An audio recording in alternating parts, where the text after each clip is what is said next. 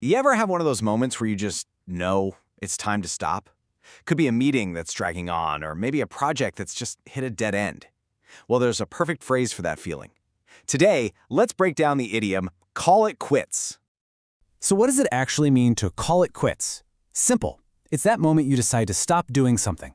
And that could be because you're totally finished, or maybe you've just realized it's not worth the effort anymore. Okay, here's a classic example you've probably lived through. Picture a really long meeting. After 3 hours of just going in circles, they finally called it quits. You know, they're done for the day, time to pack it in and maybe try again tomorrow. But it can also mean something way more permanent. Take this. The partners decided to call it quits and close the business. Whoa. See, in this case, calling it quits isn't just a pause, it's the final decision. It's over. So context is absolutely everything with this phrase. So where in the world did this phrase come from? Well, for that, we've got to jump back in time a bit to the 19th century. Yeah, this phrase actually popped up back in the 1800s.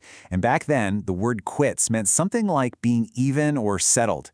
Think about paying off a debt. Once you're paid up, you're quits. So to call it quits meant you were declaring that everything was settled, finished, and totally complete.